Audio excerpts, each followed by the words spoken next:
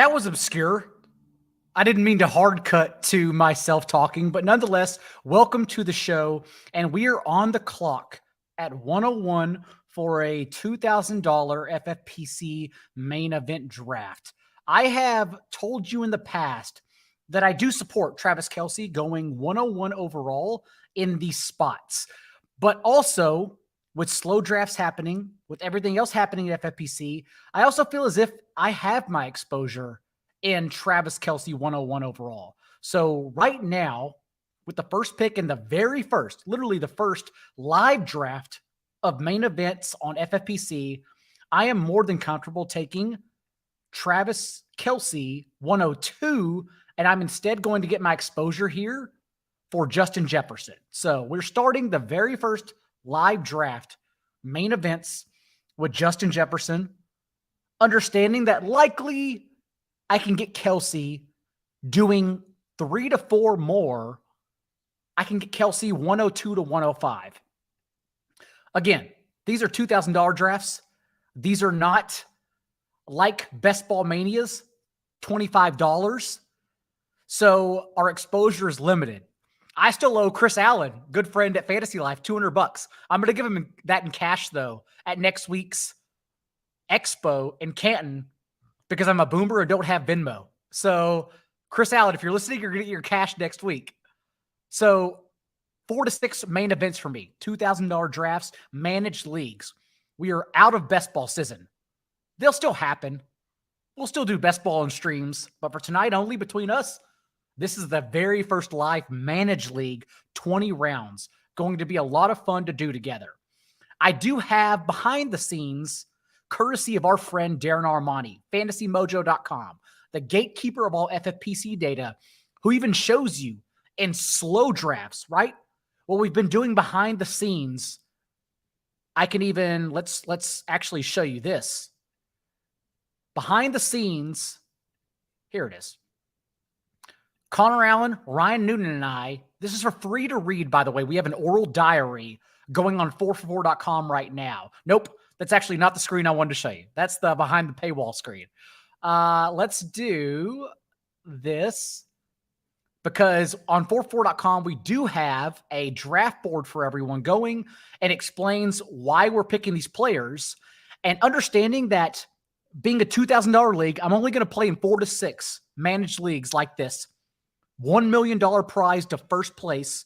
The great Go Bills, of course, have won in back-to-back years. We're all trying to topple Go Bills. But this is a 6-hour slow draft here. And Connor Allen, Ryan Newton, and myself have been operating from the 110. And so this is my exposure.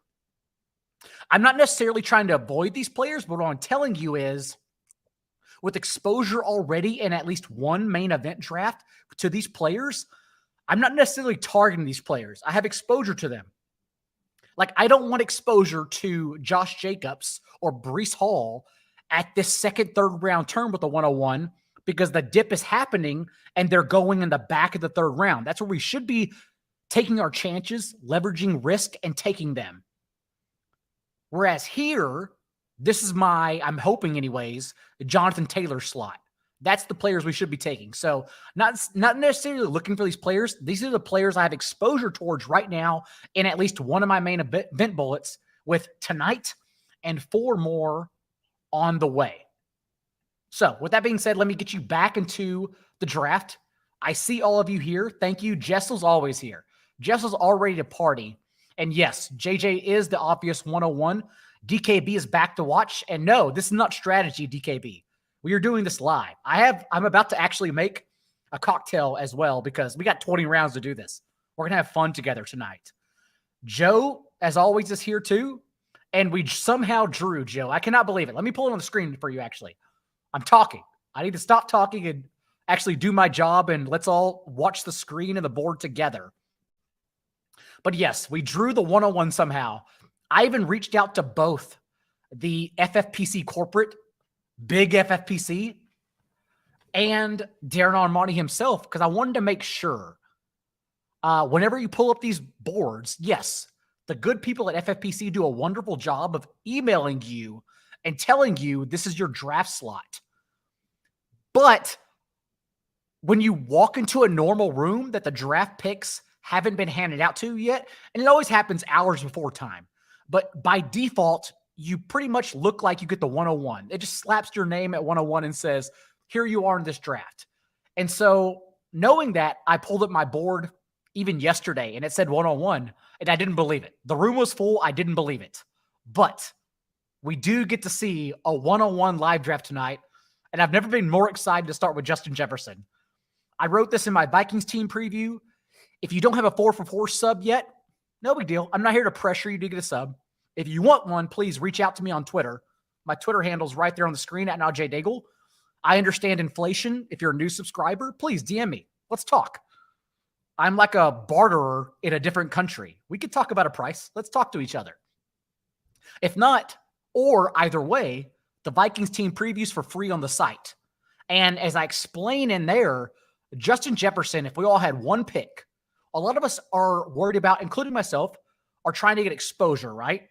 So in a best ball mania draft, or let's say an FFPC 125 best ball tournament, which I've streamed on the site before, I took Kelsey 101 and I explained why, because it's actually harder to get Kelsey, at least in those kind of drafts, $125 best ball draft. It was harder to get Kelsey 102 to 105 than it was to Justin Jefferson because everyone has been expanding their exposure.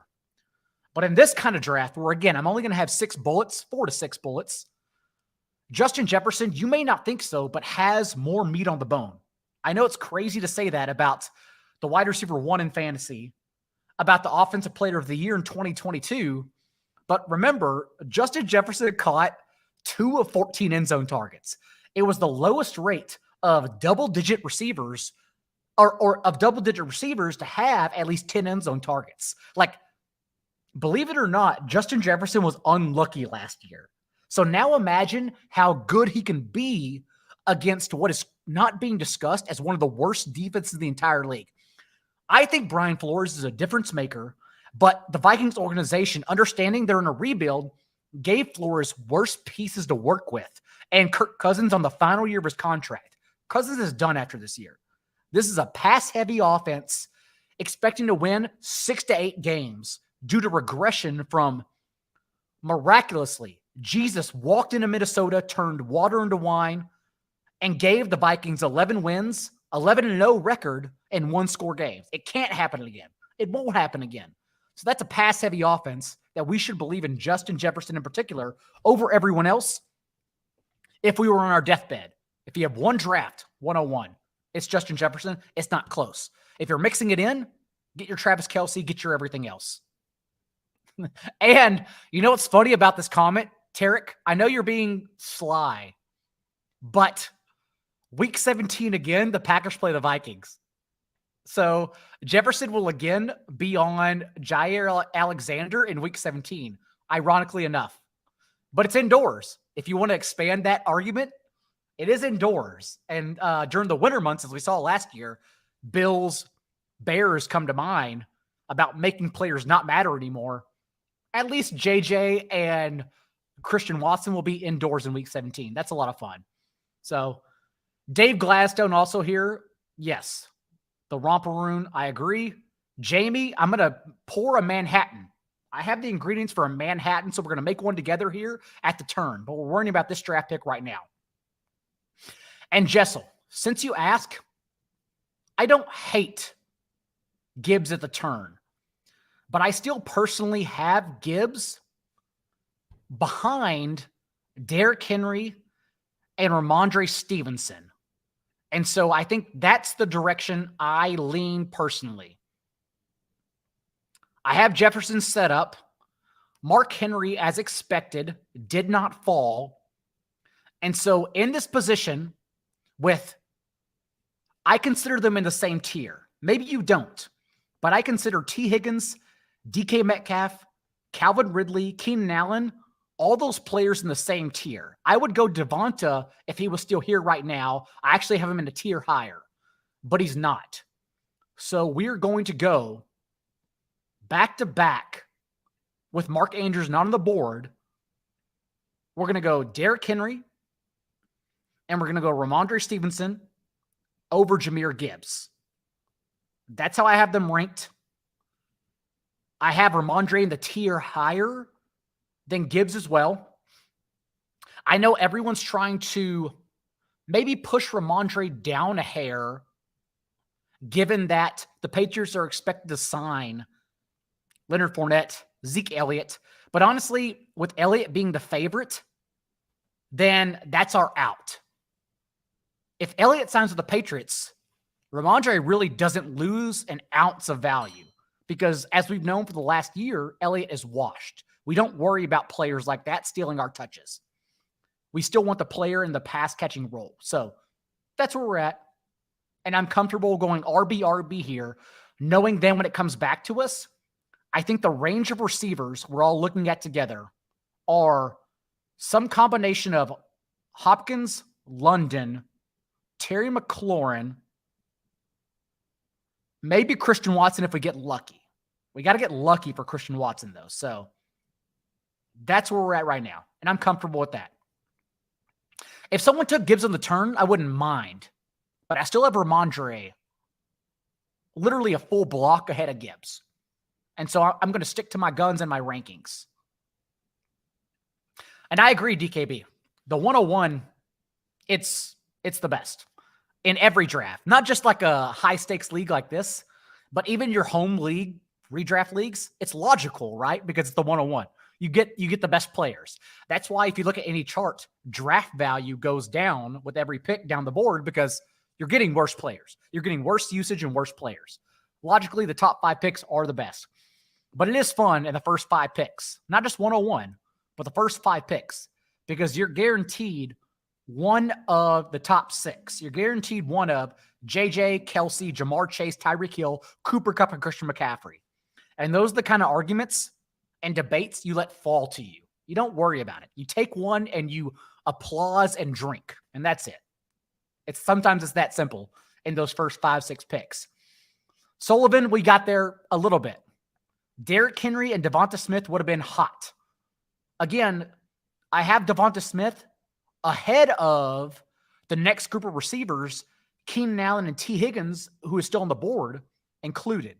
I would have literally gone out of my way for Devonta and added Derrick Henry and started Henry, JJ, Devonta. But again, wasn't there on the board.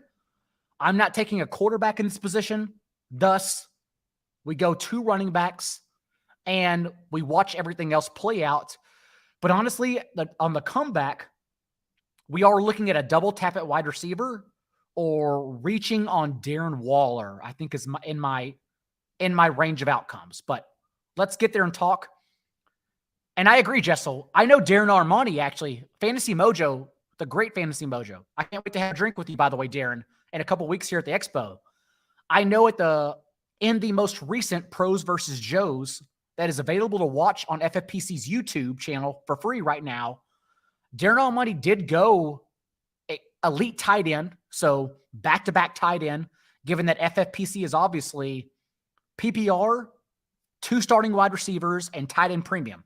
There are a lot of directions to pivot if the board doesn't fall to you the way you want to, which is why even in home leagues, I always support more flex options, super flex, and tight end premium, because then you can pivot if everyone's brain automatically grabs the lowest hanging fruit and takes quarterbacks because of the super flex format. Pivot. Tight end premium allows you to pivot. I love this. Darren Armani started elite tight end, bully tight end. So Kelsey and Andrews, and then went Jahmyr Gibbs as RB1 in the 3rd round. So you can do it. Sharp people continue doing it, and I don't hate it at all. I personally, again, have Stevenson ahead of Gibbs. That's it. And I have Joe Mixon 1 spot behind Gibbs in the rankings. So 4 spots to me, Mixon over Gibbs, I don't care at all. I have Mixon significantly over Najee Harris, a full tier.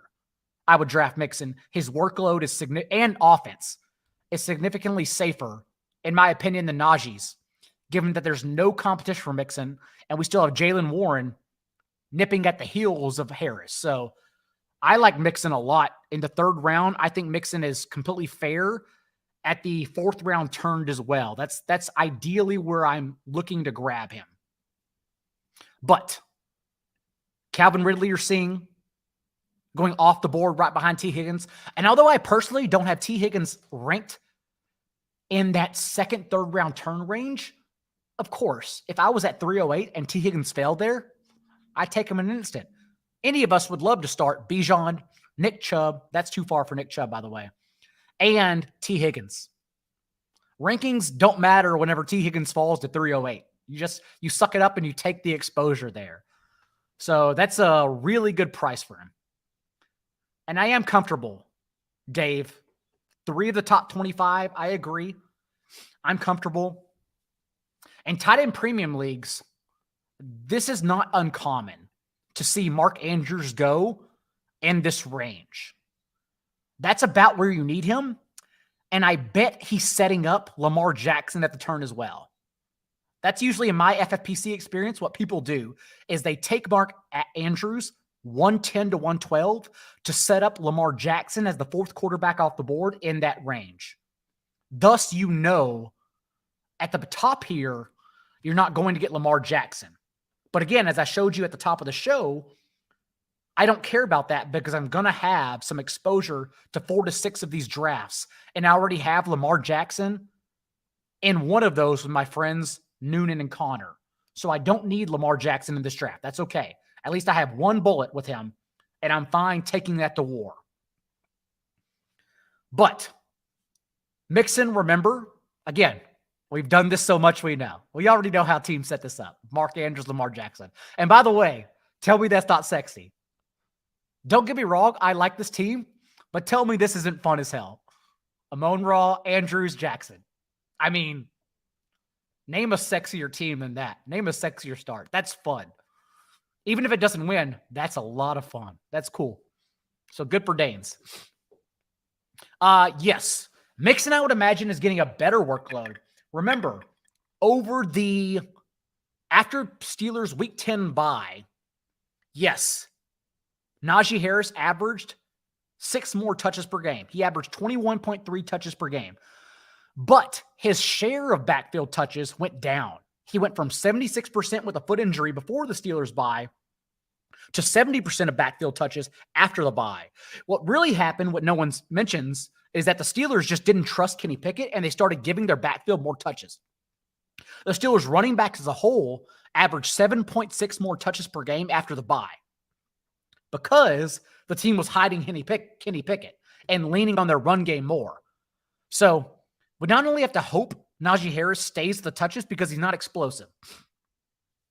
Najee Harris has handled 1,276 carries since he graduated high school, including Alabama, and only 30 have gone for 20-plus yards. He's the least explosive running back outside of Alexander Mattison in the entire NFL. Literally, when you draft Najee Harris, you are solely depending on touches. That's it. You have no other argument. If you were to play devil's advocate against people drafting Najee Harris, all you have to do is say, what if he doesn't get the touches? That's it. Because if he gets 15 touches per game, he's useless. It doesn't matter at all. It's a player we can easily fade. And so at least we know Joe Mixon had a career high in targets per game because defenses figured out Joe Burrow, and Joe Burrow had the most dropbacks in the league against 2 high safeties. That's why he started dumping the ball off more. That's why he had a career low in depth of target, because he couldn't throw deep because defenses figured him out. But that's okay because Joe Mixon, yet again, doesn't have competition. And he's only getting pushed back, not in this draft, because this is sharp drafters. He's only getting pushed back because everyone still thinks this looming suspension or a cut is coming, but he already renegotiated his deal to go at $12 million this year and then call it quits. 1-year deal, voided contract after that. So we're no longer worried about that. Anyways, I've been talking. We have to make a cocktail because we have 16 more rounds to get through together. So let's quickly make one. Again, I wanted a Manhattan tonight. I'm going to answer your question, Jessel, in a second. But I wanted a Manhattan tonight. So we're going to make a quick one. I have a Maker's Mark bourbon. Easy. And the best recipes, I think, are the ones we can cut in half. The ones where I can tell you and you know what to take. So I'm going to do 2 ounces of bourbon. Okay. If you have a jigger, it's much easier. But I don't like to utensil shame on my shows. And so I just use, in front of everyone, I use cheap tablespoons because I know ounces of tablespoons. You can too. 1 ounce is 2 tablespoons. That simple. So when I say 2 ounces of bourbon, 4 tablespoons. You don't need one of the weight jiggers at home. 4 tablespoons of bourbon. Cut it in half with vermouth. Sweet vermouth, actually. So sweet vermouth. And if we're doing 2 ounces of bourbon, if we're cutting it in half, obviously, you don't need a math teacher like my mom, Miss Daigle. She got a perfect score on the SATs. You don't need her to tell you that cutting it in half means 1 ounce of vermouth, of sweet vermouth. So 2 ounces of bourbon, 1 ounce of sweet vermouth. We're going to go 5 to 6 dashes of your typical orange bitters. Some Angarosta. I have no idea if I pronounced that right, but I went for it. You're welcome. And then if you have Luxardos, that's great. But honestly, I kind of use some organic black cherries or like Wisconsin cherries. I think those are the best.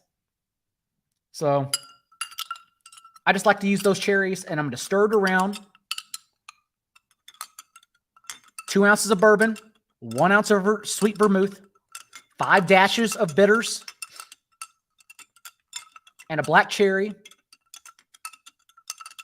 And as Joe just says, fuck that. 1 shot, 1 bourbon, 1 beer as well. And boom, we have a Manhattan.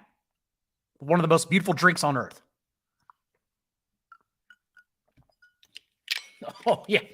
It's pretty strong too, but that's okay. Beautiful Manhattan. That's how you make it. That's what we're drinking tonight. All right, it's coming back to us. Darren Waller would have been sweet. I agree. I think that's the range we're looking at for Darren Waller. I personally have Darren Waller over Kyle Pitts. Tight end premium league. We could go Kittle and Pitts together. I'm just shouting out ideas to you. But given that we only have 1 wide receiver, even in a 2 wide receiver league, where I have Drake London ranked, Terry McLaurin, Drake London double tap would have been sweet. I like Drake London here a lot if he's still on the board. Yeah, that's how that goes usually. Given that we already have 2 running backs, I don't hate the idea of Ken Walker.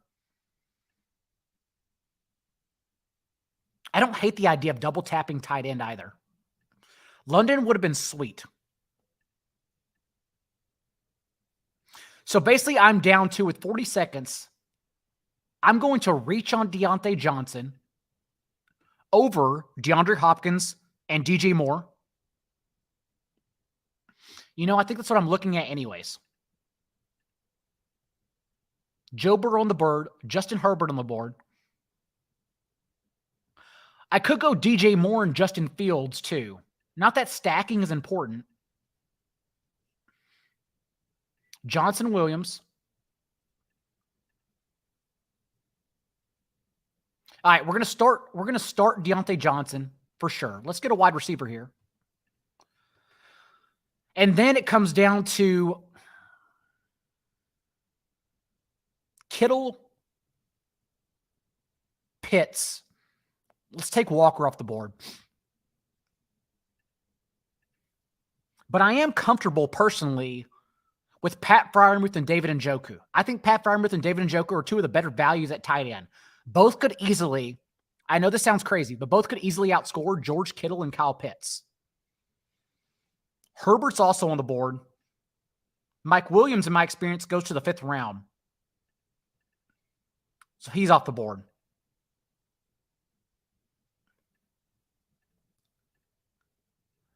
I think we take another, I think we may reach for DJ Moore here. No. And a redraft, maybe Ken Walker's the best pick. No. I'm going to go DJ Moore. I'm going to take another wide receiver here. Yeah. We'll go DJ Moore. Gosh, that's a tough turn because it's tough because understanding where players have gone in ADP during slow main event drafts and knowing the reason why I'm fading I mean, let's be honest though. The second team is just picking apart ADP. He's taking advantage of it. Like, even if Kittle doesn't pan out, he doesn't have to start Kittle. He has tight end premium. Yeah, the second team is doing really well. The only other option I think I would have done was Kittle Pitts together. Otherwise, you clearly just fade both. We may be looking at Njoku, Freiermuth together, double tap at the next turn. With Rhamondre and Derrick Henry together, I don't think I need to take a third running back with Ken Walker there. Especially with Zach Charbonnet already back at practice. That's my only issue. And I don't know, Biblob. I would like to know who Team 2 is because I think it's a hot start. I think 12 and 2 have hot starts. I like those teams a lot. A whole lot. So it's okay. We'll reorganize. We're hoping a quarterback falls. But honestly, we'll have to do some maneuvering here, and that's okay. Siraj. I have Christian Kirk. Let me double check for you so I'm just not spouting shit at the top of my brain. In my personal rankings, compared to here, I know I have him in tiers-wise behind Drake London. I think I have him in the same tier as DJ Moore. Let's look at this. I have Kirk. Yeah. I have Kirk alongside Mike Williams, DeAndre Hopkins, and DJ Moore. Yeah. Literally the same thing. And I have Terry McLaurin, Jerry Jeudy, and Drake London ahead of them. Yeah. Okay. So it's basically what I thought. Gosh, it's not like I'm regretting it, but I am looking at this board thinking maybe pivoting to Kittle and Pitts together would have been the best idea.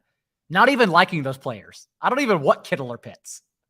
Kittle in 6 games that Deebo Samuel and Brock Purdy played had an 11.5% target share and averaged 5.5 points per game. And that's for his career. Kittle's been so much worse as, let me say this, as one of the best players in the entire league. George Kittle is so much more important to the 49ers than Deebo Samuel. Literally, because all he does is block as the best blocking tight end in the league, one of the best receiving tight ends in the league. He is the best player. He's awesome. But when Deebo's in the field, they don't use Kittle because why would you use Kittle when he can stay in and mow people over for Deebo? It just logically even makes sense.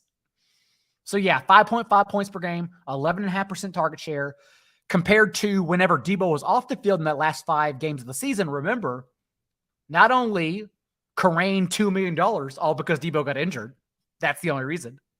But also a league high 5 touchdowns per game. Only David Njoku saw 40% of his team's red zone targets as Kittle in those last 5 games as well, which is why we're higher on Njoku. Don't tell anyone, but Njoku's an awesome pick. And Kittle also a 24% target share. Immensely different than 11.5%. So Kittle's overvalued because Deebo needs to be off the field for Kittle to get any amount of work for the matter of fantasy. But if he does, Kittle ruins your world. He just blows you up and kills you. So maybe we should have just sucked it up and said Kittle and Pitts. That's okay, though. Let's see what comes back to us. And Njoku Freiermuth, I think, would still be a turn on. That'd be hot. And yes, Christian Kirk, same range, Siraj. I like Christian Kirk. But remember, he had bizarro seasons with Zay Jones. Christian Kirk mattered the first half of the year. The Jaguars go on bye, and then Zay Jones comes back as the only usable player compared to Christian Kirk. There's no rhyme or reason why, but for half a season, both of those players mattered, and both of them, respectively, did not. Zay Jones had 3 top 8 finishes in the last 5 games of the season from week 13 on. Zay Jones single-handedly won King Cap, if he's here right now. He probably isn't. But he won King Cap, the single-season prize, the regular season prize for Best Ball Mania.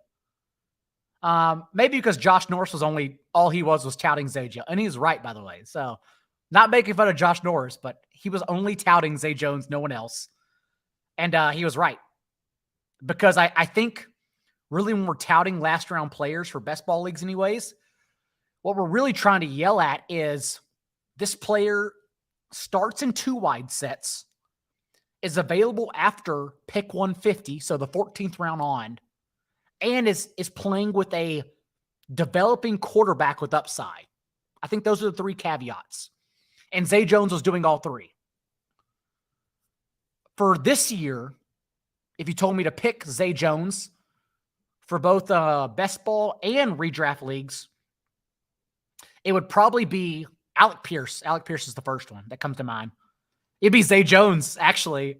Zay Jones is a 124 ADP, but Zay Jones is also an amazing pick. You can't literally win people their fantasy leagues and then be forgotten about. Then we're all just playing the game wrong. Like, how about we all just draft Zay Jones? Fuck it. Sometimes it's that easy. So Zay Jones, but after 150, it's Alec Pierce. I like Corey Davis a lot. I'm not convinced. I know Alan Lazard got the most money, most guaranteed money of any free agency, of any free agent wide receiver. But Alan Lazard is also bad. Like, Alan Lazard could not do it last year with all the open targets and all the opportunity there. So with just a high floor, why do we care about Alan Lazard this year? Why can't 28-year-old Corey Davis, who had the 13th highest depth of target last year, not only that, but a 50% catch rate on his targets 20 yards downfield? Like, imagine getting targets 20 yards downfield, but then also coin flipping your catch rate. That's fucking awesome. That's a player we want to target. So I think it's closer in 2 wide sets than people want to believe between Corey Davis and Alan Lazard. So I like Corey Davis a lot too. I think Devontae Parker's one of the more obvious ones. I don't think Tyquan Thornton's even the 3rd wide receiver on his team. And that's not hyperbole. That's honesty. Tyquan Thornton, I think, is the wide receiver 4 or 5 in his own team. And yet he's being drafted ahead of Devontae Parker. That's just wrong. So whether Devontae Parker lives up to his ADP or not, he's going in one of the last 2 rounds. Just fucking keep taking him. Sometimes it's that easy. And then DJ Chark, I think, is another one. We don't want to draft wide receivers with rookie quarterbacks anyways. Historically, mobile quarterbacks passing to running backs and rookie quarterbacks passing to wide receivers and rookie tight ends are players we blindly ignore. We just don't give a shit about because they do not matter for fantasy. If you want to draft a rookie, like if you want to draft Sam Laporta, fucking go for it. I don't care. Just do it. But make sure everyone knows you're only doing it because you like the player. They historically do not matter for fantasy whatsoever. Doesn't matter at all. Kyle Pitts had 1,000 yards in the rookie season. But people won't tell you the next part, that in 24 career games, or 25 career games, he has 4 top 5 finishes because he hasn't mattered for fantasy whatsoever. You had 1,000 yards. Congratulations. You don't matter, right? You don't win us or your league. It doesn't matter at all. I don't care that you had 1,000 yards because I'm playing a game. I'm not playing pick 1,000 yards. I would pick you. I don't give a shit about your 1,000 yards. But no one tells you that next part. So those are the 3 things we should objectively just like close our eyes and say, I don't want any part of that. But at least no one wants to draft DJ Chark, even though he's going to start over Jonathan Mingo in 2 wide sets. That's the only argument, is that I can't pick you out in redraft leagues, but for best ball, you are starting in 2 wide sets and no one else wants to take you from the fucking Heisman Trophy winner, Bryce Young. So I think sometimes I cut myself off there. I don't care about the evaluation of the player. You're starting with the Heisman Trophy winner and no one wants to draft you. Good. Get over here. You're on John Daigle's shitty best ball teams that aren't going to win $2 million. And we're going to carry you the rest of the way. I don't need target per route run. I don't need yards per route run. Just fucking get out there and play football, son. Good job. Anyways, let's get back to the chat. I feel like I'm just rambling like a madman right now, which is what happens on these solo streams. Liam Murphy, the great Liam Murphy, who won Best Ball Mania 2, is here with us. I'm excited to watch his streams. Liam, feel free to exploit me as your friend and plug your YouTube channel in the chat because you've done a couple streams. You're one of the only few people who can do streams with other $1 million winners, literally. So plug your YouTube channel. Because I listen to those streams with Justin Herzig and Pat Crane, and I like them a lot. I don't know if I go that far, Joe. The stat, the way I put it, like whenever I talk about DeAndre Swift or Jahmyr Gibbs, more importantly, and say DeAndre Swift averaged the 8th most targets per game among all running backs for a team that hated him. The way I phrase Brock Purdy is that Brock Purdy can't have a higher touchdown rate than MVP Patrick Mahomes again. You just can't do that, right? Brock Purdy's not the transcendent god of football that the aliens gave us for 20 years like Patrick Mahomes. So the 49ers offense will step back. Doesn't mean I'm cutting out all of them. But if you ask me which ones I'm fading because they can't all get there because there are so many mouths to feed, I personally think, and I know people disagree, I think the two we keep drafting are Christian McCaffrey and Deebo Samuel. And we forget about Brandon Ayuk and George Kittle because even logically, they only get there one way. They have to catch passes. Whereas at least Deebo and Christian McCaffrey both get carries and both get target shares, high elite target shares. So even if Deebo's target share, overall market share with the team dipped last year, doesn't matter because he gets carries. And he still gets at least 18% of the team targets. So personally, I prefer fading Ayuk and Kittle over Deebo and CMC, assuming not all can get there. I like Njoku a lot. I may double tap Njoku here. I may double tap tight end here. I like Njoku a lot. That's fair, Jessel. Kenneth Walker, Godwin. I wasn't going to take Godwin. I'm lower on Godwin than most. I have Godwin same range as Michael Pittman, so not really on my board, but that's okay. I know a lot of sharp people who are high on Godwin. Thank you, Liam, for telling me good luck. Because here it comes. We are out on running backs in this range. Well, Cam Akers and J.K. Dobbins isn't bad. Treylon Burks. Right, I know I'm on the board. I'm looking at my ranges here. Treylon Burks. Tyler Lockett went. Where does Dobbins usually go? I have 48 seconds. Okay. Where does Dobbins usually? Dobbins usually goes in the 5th round. I think we bite it. I think we have to bite it. I think we have to bite the bullet and go J.K. Dobbins, who again usually is drafted in the 5th round. And I mean, Jackson Smith and Jigba here. He goes in the next round. He doesn't come back.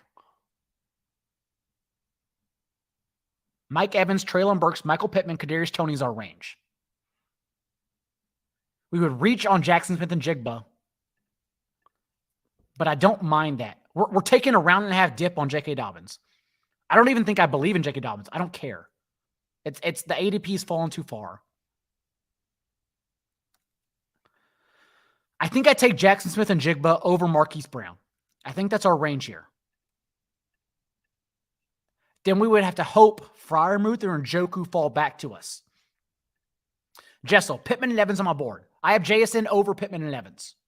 I know that for a fact. What I'm really hoping for is either Njoku or Freiermuth to come back. I don't know if they come back. That's my only problem. They probably don't come back. I haven't looked at quarterback yet either. I'm not worried about quarterback. Yeah, I'm going to go Jackson Smith and Jigba. We're getting another receiver here. And then looking at our ranges for quarterbacks, another option would have been Njoku Watson double tap. To stack, we would have had to take in Christian Kirk at the previous round as a Siraj, I believe, Siraj was your name. Osimo, Captain Osimo, tell me why you don't like the JSN pick. Because really it was a pick about JSN compared to Marquise Brown, Mike Evans, and Michael Pittman. That's really the only argument we're having, is JSN among those players. And I have JSN ranked over them. So I don't hate it personally. All right, Jessel has him behind a lot. So to explain the Seattle situation, and I'm not saying JSN breaks out or matters for redraft. I'm not saying that at all. But to explain the Seattle wide receiver situation, everyone is, thank you. I'm going to leave that on the chat. That's funny. So I'm going to leave that on. Here it is. Also, Darren Almani. Yes. They are all slows. I don't trust Fantasy Pros ranking though. That's another thing. So for Seattle's situation, the thing that everyone cites is JSN can only deter Tyler Lockett. The issue with that statement is that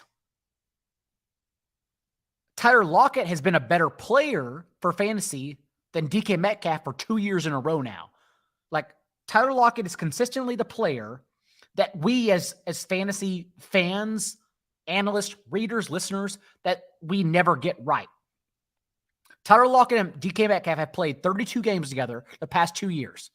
And not only has Tyler Lockett averaged more fantasy points per game than Metcalf in that span, everyone looks at DK Metcalf's abs and like his fucking burly muscles and says, that's the guy who has top 5 finishes, right? That's the guy who wins your league. No. DK Metcalf actually never wins your league for you whatsoever. Tyler Lockett in those 32 games together the last 2 years has 5 top 5 finishes to DK Metcalf's 1. And so why doesn't JSN cancel Metcalf more often than the better wide receiver, Tyler Lockett? I don't get that argument at all.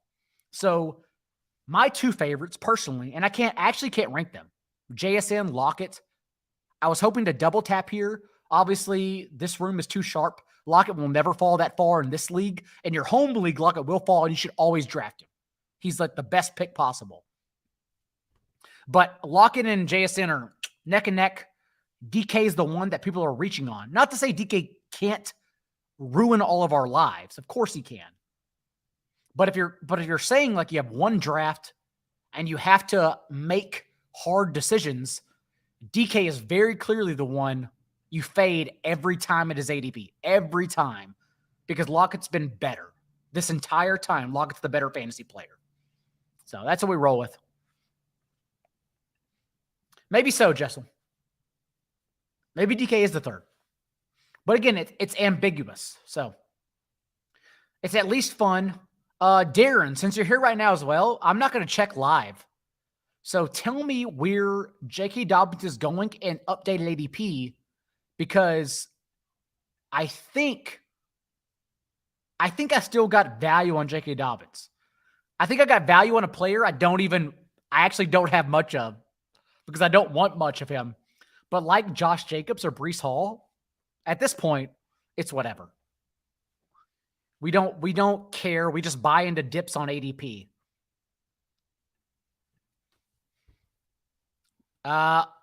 Living on the edge. Yes.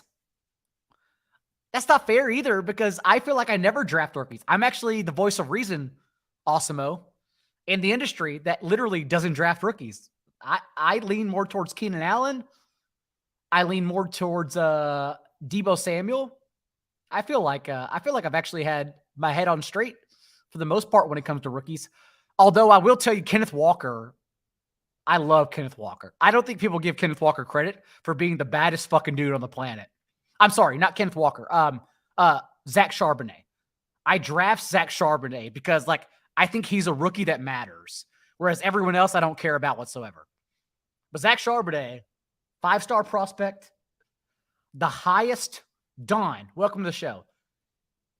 Managed league, 2 starting wide receivers, full PPR, tight end premium, flex.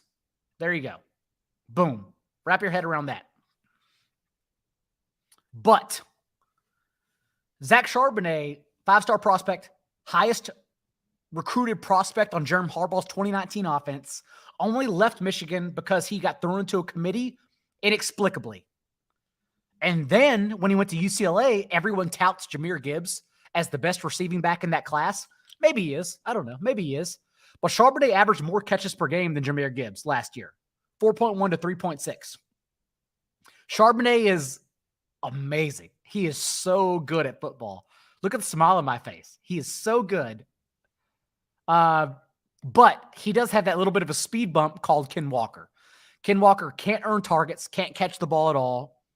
Actually doesn't know how to find a hole in the offensive line either.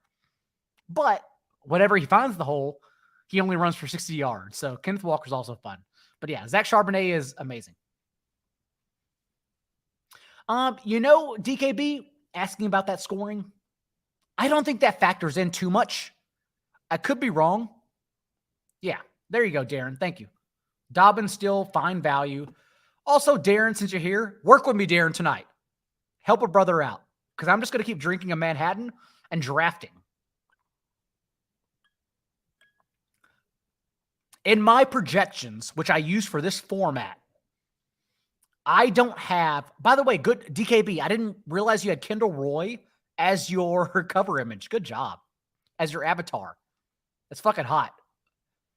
Kendall Roy is my favorite character in that show. And it's actually sad. That show was a Greek tragedy.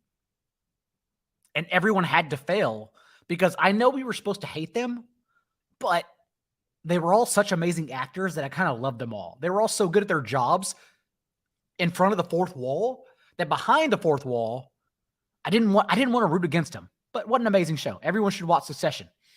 I don't have any like major projection stances from 0.5 to 0.4. I still think since when we reach, in my opinion, when we reach Tua, Geno, Daniel Jones, Anthony Richardson, Dak Prescott, all those guys are the same. They're all the same player, all the same tier with the same blemishes. Thus, I don't think we should be like changing projections just for that iota 0.01 difference. And maybe you think so because like you don't have Deshaun Watson higher. I'm not putting words in your mouth. I'm just saying. But also, like, as I wrote my team preview on the site, the exact sentence I used, because you have a hard time like wrapping your heart into the situation. The exact sentence I used was, Deshaun Watson is the most confident I've ever been in a player that I want to fail. Think about that for a second. Like, there's pretty much no chance Deshaun Watson fails again. But boy, how fucking fun would it be if he just failed miserably? I want Deshaun Watson to throw for 50 yards per game. I want him to get cut at week 9. I want him to absolutely fall out of the league and we never have to hear about his face again. Unfortunately, Deshaun Watson should be ranked right next to Trevor Lawrence, and he's probably going to win fantasy leagues because maybe he even breaches the Justin Herbert, Joe Burrow tier. So I have packed my bags. Unfortunately, I have a lot of the player that I really hope fails in life. Unfortunately. And I have a lot of Njoku. I have a lot of Amari Cooper. I have a lot of Nick Chubb. Even though, again, I hope Deshaun Watson is the worst player and that contract is the worst thing to ever happen in the NFL. We can only hope, though. We have to separate our wallets from the characters that we are drafting. So, right now in our range, as I'm looking at who's coming up at the 7th, 8th round turn, we're open to everyone. That's what's fun. We have every position on the board. Elijah Moore, Treylon Burks. We can be ahead of Sky Moore. Quarterback, Prescott, Tua, Richardson. I think we wait on that. I think we're waiting on quarterback for sure. Especially since we don't have any Cowboys.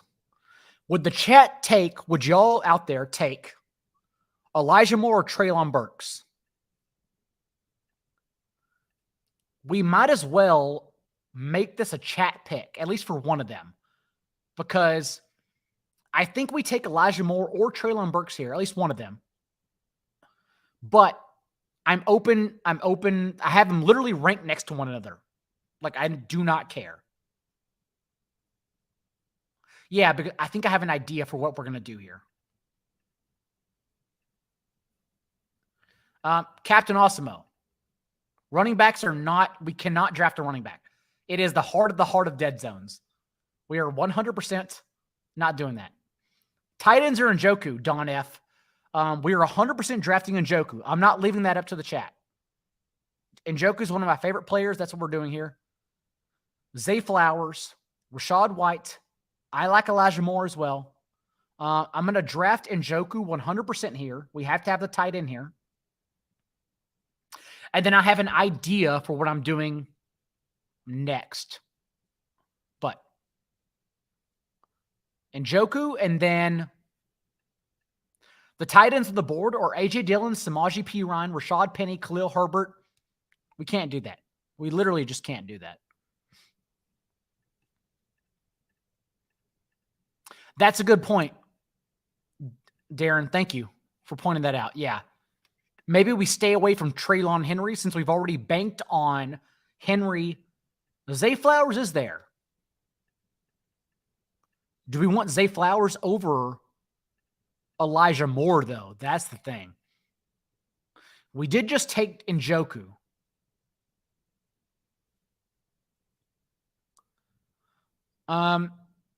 Yeah. Maybe Zay Flowers is the pick here. Zay Flowers, Elijah Moore. Maybe Zay Flowers is the pick here. I think we draft Zay Flowers. All right. Josh disagreed. We got some Zay. Okay, we went Zay. My only issue, Don, with Daniel Jones is that there is a chance that we bring him back. It's not guaranteed. But I think Daniel Jones and Geno Smith are two of the most underrated quarterbacks for fantasy. They are going behind Kirk Cousins, Dak Prescott, who doesn't have anything with his legs. Tua's injury prone. They're going to Daniel Jones is literally going in the same round as Aaron Rodgers. Imagine that. So I think we have a real chance to grab one of or both Daniel Jones and Geno Smith. Geno Smith is my quarterback 10 in redraft and best ball. I think we could grab them both, honestly. And that's why I didn't want to grab a quarterback here, because I'd rather wait for the guys I value the most. So cross your fingers, because a good chance we're going QB at the next turn or QB tight end. There is a tight end out there that has not been adjusted for yet. I don't want to say on this stream. I don't want anyone to take him because I want to sneak him in and maybe play tight end premium here. So, Awesemo, don't say it out loud. Don't say anything here. And Don, yes, I'm trying here. I think Daniel Jones and Geno will come back. And Geno's such a weird ADP, right? I think, Darren, even you can agree with this. Geno goes behind 3 or 4 more guys we've already seen here, right? Geno goes behind Dak, Tua, Anthony Richardson, Daniel Jones, even though Geno's the only one out of all of those who has 3 wide receivers go in the top 60 picks. So, like, if we believe in 3 wide receivers in the top 60 picks, why aren't we all just higher on Geno? So I don't know. Let's play around. Maybe so. And these formats, we all play in main event leagues for quite a long time. Armani, you much more longer than me. I've only been going to Vegas for like 5 years now. But in these drafts, everyone still usually takes 2 quarterbacks. And so if I'm banking on one, maybe I should bank on the other. I don't know. Let's play around. Let's figure it out when it comes back to us. I'm open to all ideas right now. We could also go running back on the turn. We can honestly wait for wide receiver if we wanted to. We've just kind of been buying dips at this point. Dips in Dobbins and Njoku, more importantly.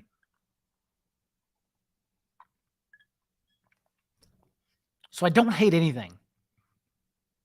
That's also why, while 101 has the most draft equity and capital, it's also the hardest because imagine, you need 11 more picks to give you the dip to buy ADPs. Whereas if you're stuck in the middle, of course, you're not going to get the best players. You're not going to get a JJ or Kelsey from the middle, but you have an opportunity to soak up all the dips. So it is a lot of fun in the middle because you're the one who can take advantage of that. With this being managed league 2, we will need more running backs. In this range in 19 and 20, we will obviously take chances on players that we think we can cut after week 1 just in case they don't pan out. Like this is the premium. This is the premium Justin Ross, DeWayne McBride range. It's like you may not be anything, but you also may win your league at round 19-20. So that's the kind of guys we're looking for right here in a managed league. FFPC waivers, like a lot of your home leagues, also run before the first week, before Darren and I are in Vegas together and I'm tackling him at the Thursday cocktail mixer when Jahmyr Gibbs has 100 yards and a touchdown against the Chiefs. So we'll see. There's a lot we can do with 10 more rounds. We have the world is our oyster. Oh, Jessel, I feel like I am high on Russ. Am I not high on Russ? Right. Russ is an MVP candidate. I personally can't find it live on a stream, but I did bet on Russ MVP last year. I had a $50 ticket on Russ MVP last year that you can imagine how that went. It went really well. It's like when you're on dating apps and someone asks, like, what's your story? It's like, oh, well, I was in a relationship and it's going very clearly really well. I'm not retired, so Russell Wilson did not become MVP. And I believe in Russell Wilson and the offense. I absolutely do.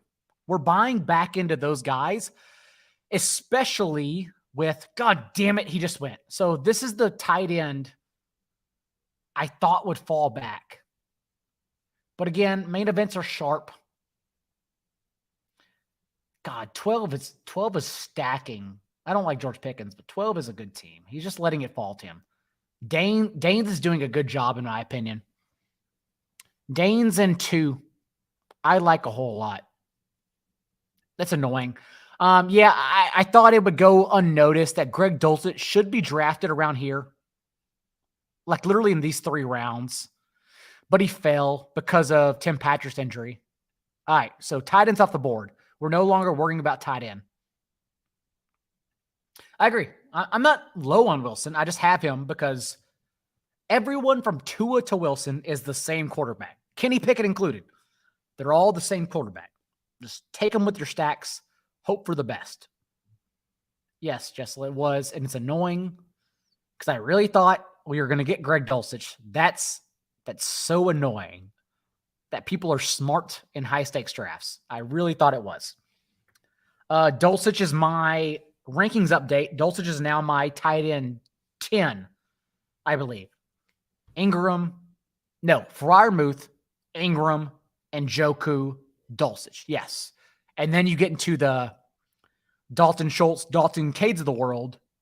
But without Tim Patrick there, you have to take Dulcich over Kincaid and Schultz. You have to. You just bank on the opportunity. And we still have so many positions. Running backs open in redraft. I'm looking at them now. Rashad Penny, Damian Harris, Jalen Warren. That's hot. We have to take a quarterback here.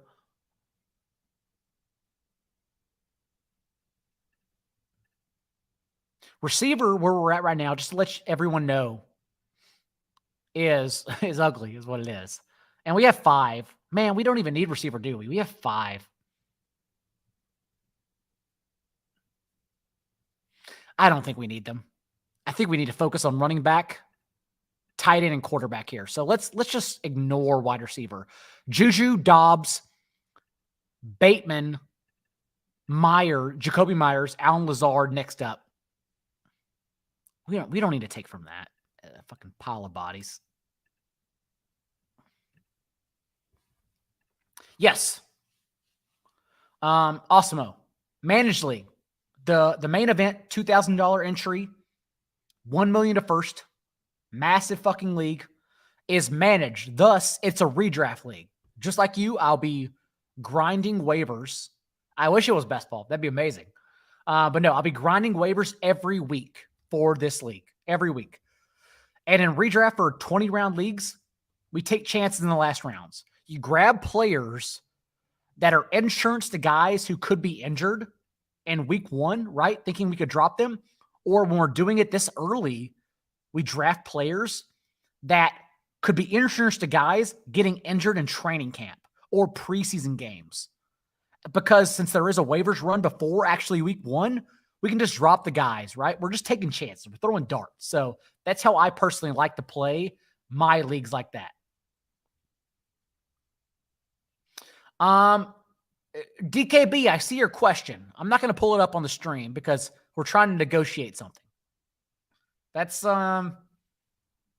business behind the scenes. Trust me. If management and CEOs came to John Daigle and said, "Do you want to do this again?" John Daigle would say he wants to do this again. I want to work with Josh Norris and Hayden Winks every day of my life. I think they are 2 of the best and sharpest human beings in the entire industry. Also, that podcast, as you can imagine, blew up for us. That they did numbers on the podcast feed. If it was just up to me, I would push everyone out of the way and say, we're doing that podcast again and you don't have a choice. But unfortunately, in the business world, everyone puts on fucking top hats and says dumb things that don't make sense. So we'll see. We'll see if it happens again. But I am fighting for it. For you and for me. Don't worry. I'm fighting for it. What are you saying, Joe? Oh, yeah. That's another one. Joe's pointing out. Maybe Higbee. Higbee's a really good one. But right now, as it comes up to us, we need the quarterback. We need the quarterback for sure. Running back is getting thinner. I think that's where we're going to. Gosh, they're coming off the board now, aren't they? In a redraft, we don't necessarily need the tight end. It is the running back darts. We already have the tight end for a redraft league. We don't necessarily need another one.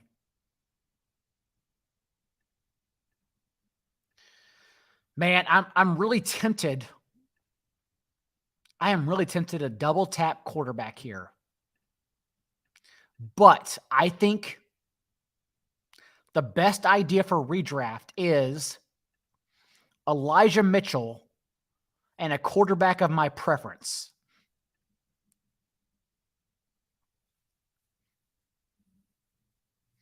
Because I don't think the quarterbacks that are there are Daniel Jones, Geno, and Kirk Cousins, and Anthony Richardson, and Tua.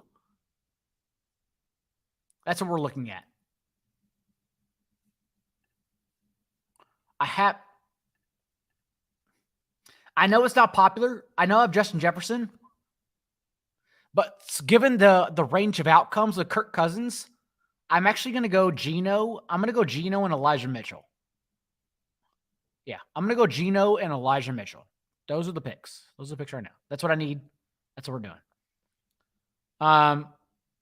Yeah, maybe.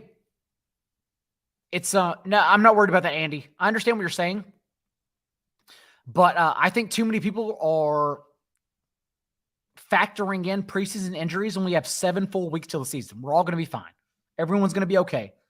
Cooper Kupp is day to day. Joe Burrow has 7 weeks to get healthy. Elijah Mitchell's just week to, like, he's fine. We're okay. I don't worry about Elijah Mitchell at all. Especially in this pocket of running backs, because running backs after Elijah Mitchell were Algier, Kendry Miller, Roschon, Jeff Wilson, Devin Singletary. We're already getting really thin. So I understand the argument for double. Captain's not happy for a double quarterback, but double quarterback is hard in a managed league because we should be picking apart our quarterbacks like later on. We're still going to draft 2. I don't know if I want 2 right here. I think I'm fine knowing that everyone else took a quarterback. But yes, probably, maybe, Captain. I'm not saying you're not wrong. I agree. Maybe that was the pick. Maybe the pick was Daniel Jones and Geno there. Maybe so. Especially since Daniel Jones provides standalone value. But I had Geno ranked ahead of Daniel Jones. So either way, I want Daniel Jones. We're still going to have to do more with the running backs for sure here. We're going to need one more quarterback. The tight ends are coming off now too. Tight ends are flying. But that's okay because in a tight end premium league, I feel like I can make up points. I feel like I have more than enough sleepers. I'm not worried about anything else. And then running backs, we invested at least 2 bullets of capital that I'm not too worried since we're already depending on those 2 guys. We got some stuff to figure it out. It's okay. We'll figure it out. I'm not worried yet. But we're definitely drafting another tight end and another quarterback. We're not leaving without that. We'll see who falls to us. Goff is possible too. We don't have Lions, but Goff does have 8 of his last 9 games indoors, including on the road. The Lions somehow pulled the nuts card, and they are playing indoors in 8 of their last 9 games. So Amon-Ra, Jahmyr Gibbs, David Montgomery, Jared Goff, they're all safe. They're all playing on turf, and we're all good. So keep on betting on them.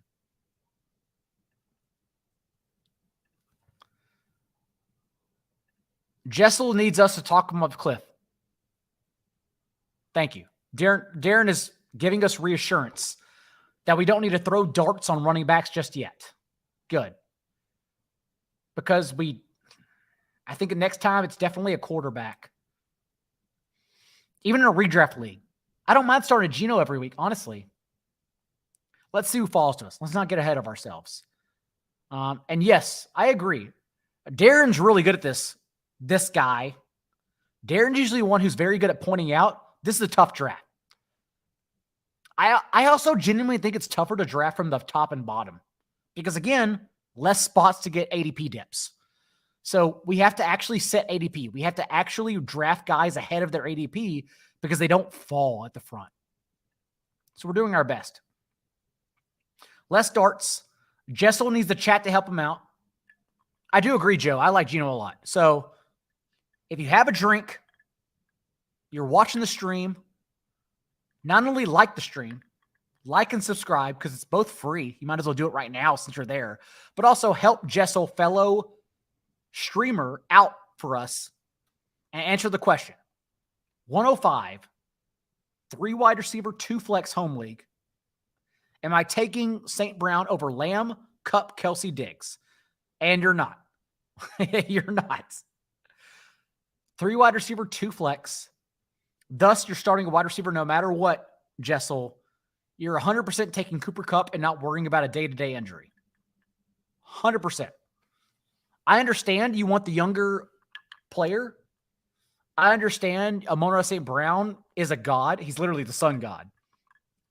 But Cooper Kupp, when healthy, ends worlds, ends Justin Jefferson.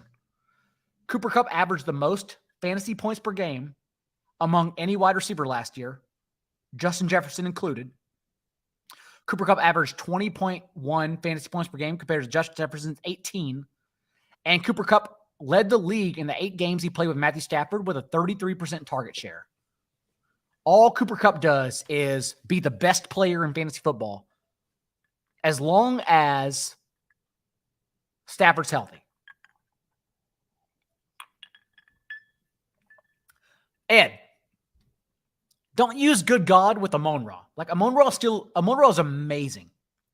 Amon-Ra is incredible. Remember, that's an interesting note, by the way. We have Zamir 12th round. That's interesting for sure. That group of quarterbacks, by the way, all fall right here. So it would have had to been a double tap, which again, just sucks at the front. You get Justin Jefferson, but the rest sucks at the front. Because you have to draft everyone ahead of time. Not fun. We'll make it work. It's okay. Zamir, 12th round, though. Agree. Yes. Ed Mass has it right. Kupp and Diggs, and then Amon-Ra. Remember, 2. Amon-Ra got tackled inside the 5-yard line 7 times last year. The only reason Jamal Williams scored a league high in touchdowns from the 1-yard line is because Amon-Ra had too long of shoestrings. That's the only reason why. So we're hoping Amon-Ra has shorter shoestrings, and he's going to burn the earth to the ground. So that's okay. We love Amon-Ra here. This is a Amon-Ra safe environment. But Diggs and Kupp, you still have to do it. I want Amon-Ra in every league too, but it's still Cooper Kupp and Stephon Diggs. You just got to keep it up. Johnny Footballs joins us. Johnny, we've been making Manhattans. I'm about to make another one. Our league is from the 101. This is what we've done so far. Managed league, by the way. So we're using the waiver a lot. 1 tight end. I'm not drafting my second tight end. Well, I may do it here. We'll see. We'll see who falls. 1 quarterback. 5 wide receivers in a 2 wide receiver starting league. I feel like is safe. Running backs. We already have 4, including 2 with top capital. We're just kind of picking apart ADP right now. We're just trying our best here. So let's see who falls to us. And that's too early for Jasicki and Irv Smith. Like, that's way too early. So, all right. Talking about a range of outcomes here. I mean, what do we even need? We don't. Like, we're not good, but we're not bad. We don't really need anything. Jared Goff, Russell Wilson. These quarterbacks are ugly. We might as well wait at this point. I think we have to wait at this point. I'm looking at Jerome Ford.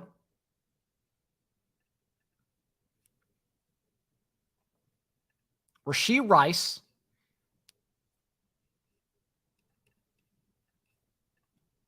Dude, these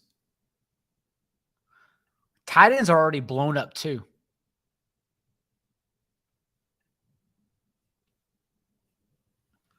Uh, 12th round turn.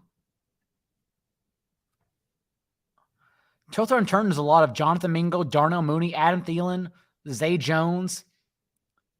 These tight ends are terrible. Gosh.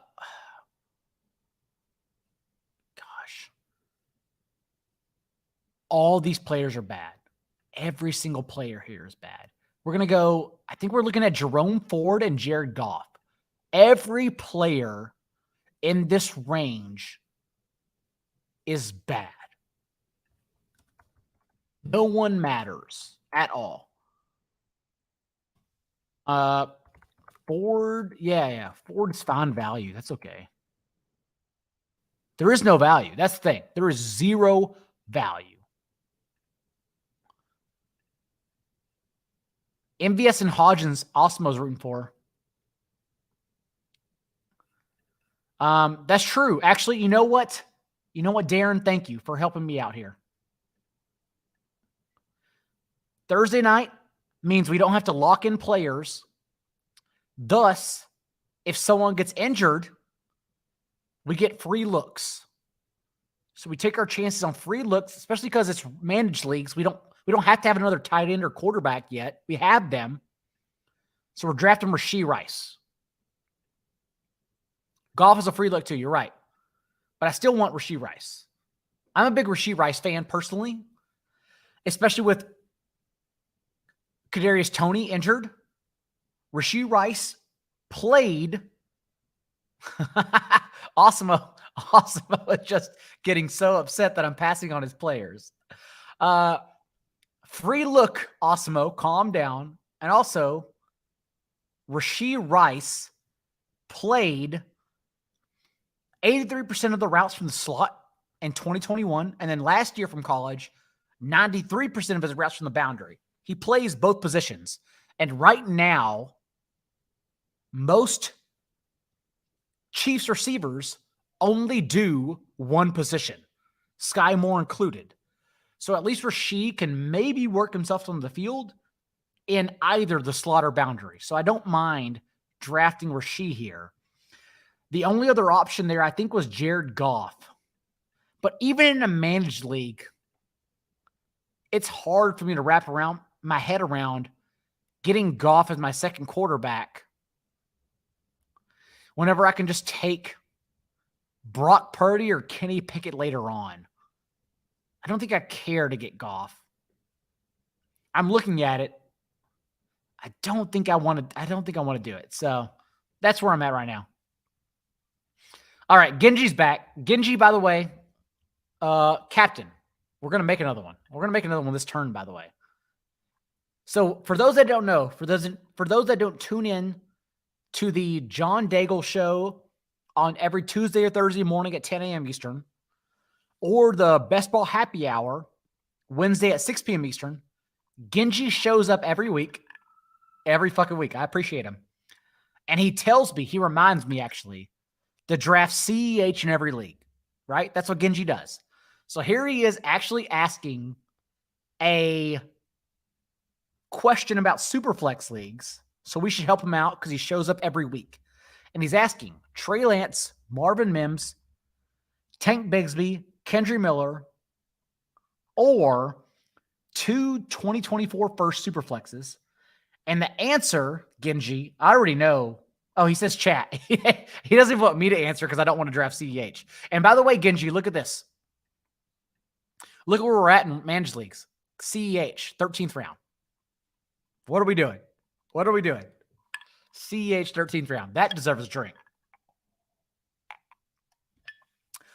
Genji, take the 2024 first, by the way. Serious answer. You take the 2024 first. Dan agrees.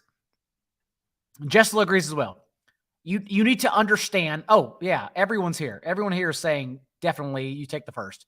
You need to understand that 2024 is when the football aliens come to Earth and join Patrick Mahomes, his friend. The 2024 drafts include Drake May, Caleb Williams, Marvin Harrison Jr. My God. Marvin Harrison Jr. already, like we already know, weight, speed, everything, is a better prospect than Jamar Chase. Imagine that. Jamar Chase was Des Bryant. That's the prospect, is who we comp to. And Marvin Harrison Jr. is better prospect than Jamar Chase. Brock Bowers, who is the next George Kittle, like 2024 first, are impenetrable. You cannot move them. Fuck, I forgot we had defenses. I need to do some defense work behind the scenes. Chat. What defense am I drafting? What late round defense? I know the Saints have an easy schedule. I got to start looking at schedule. But yes, you 100% need to keep those 2024 first. Johnny, I'm never prepared for the next show. I prepare for the next show. Since the next show is evergreen, I basically prepare 24 hours out because I do a show every 24 hours. Wait, awesome. Why are you saying the Lions defense? And so I'm not prepared yet, Johnny. I will be. Don't worry. I'm always prepared, but I'm not prepared when you ask me. How about that? It's chaotic chemistry is what I create for my life. That can't be true either. Lions. You're not getting me to draft the Lions defense, right? We're not doing that. I haven't even looked, honestly, yet. I need schedule rankings. I'm going to 44.com. I heard it's a good site. And I need schedule rankings, schedule grid right now. All right. I am looking at, what are y'all saying? Cleveland, if you can get it. Yeah, Awesome-o. Lions play KC week 1. Yeah, there he was joking. Okay, I'm sorry. All right, but Cowboys and Cleveland, we're keeping on the map. Cowboys first 6 weeks. Giants, yeah. Jets, oh yeah. Aaron Rodgers, oh yeah. Rodgers sucks. Cardinals, Patriots, 49ers. All right, so we got, let's say a month. Let's go a month right now. Cowboys are okay with a month. We had some other lobs out there. Jets defense for real. No. Jets play Josh Allen week 1. What are you doing, Awesome-o? I feel like you're trying to bombard the chat. Cleveland. No, not Cleveland. Someone said Cleveland. They play Joe Burrow week 1. Maybe Joe Burrow's injured. What happens after Joe Burrow? Pittsburgh? No, I like Pittsburgh. And Ravens week 4. No. We're not doing Cleveland. All right, Saints D. Let's look at Saints D together. Saints play the Titans. Okay. The Panthers. Okay. The Packers. And the Bucks. Saints D seem like the winner so far. That seems pretty good. Otherwise, late round options, we're looking for volume. Baltimore doesn't sound bad. Texans, Bengals, Colts, and Browns, just in case Deshaun Watson sucks. I don't think he will.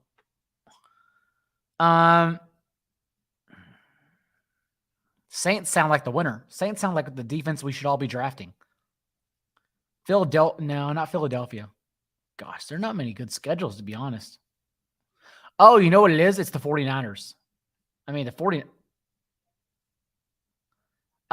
So for redraft leagues, Awesome-o, we usually swap them out. Defenses aren't consistent year to year.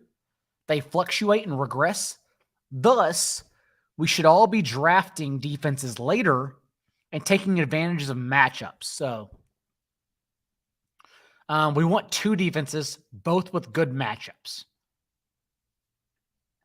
And the Saints, so to answer your question, Ed, Saints have Titans at home, and then they're at Carolina, at Green Bay, home against Tampa Bay, at New England, at Houston. That's pretty hot.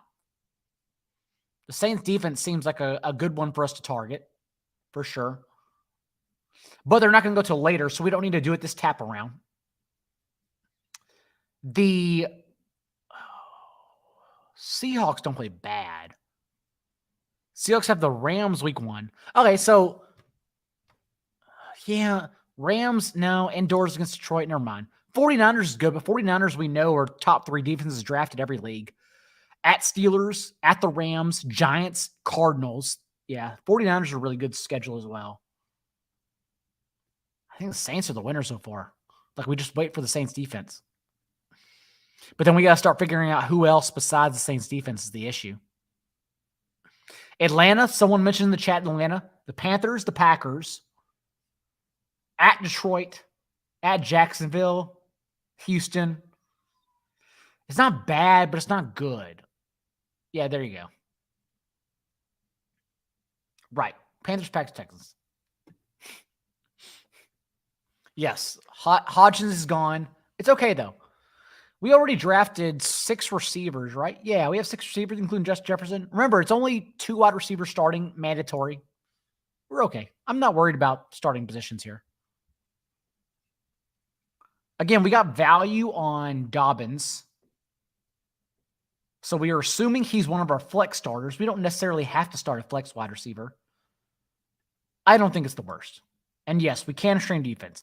Even in FFPC, you can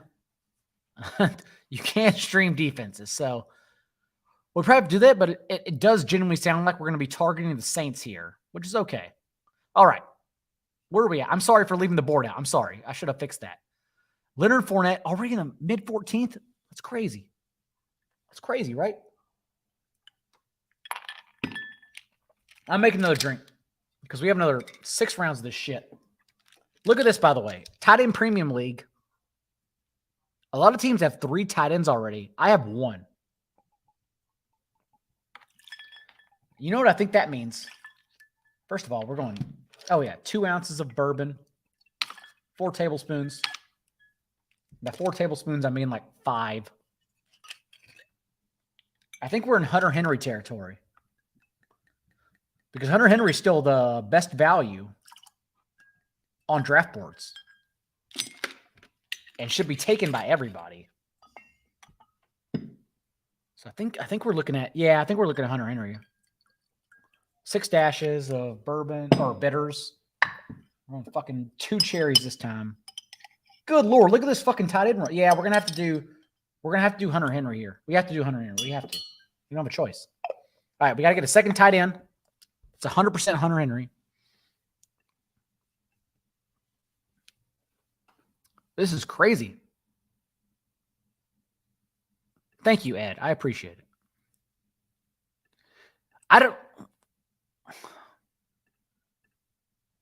By the way, Jared Goff's still on the board. Okay? I was waiting to say that out loud. But we should just double tap Jared Goff and Hunter Henry here, right? We talked about Jared Goff's indoor schedule.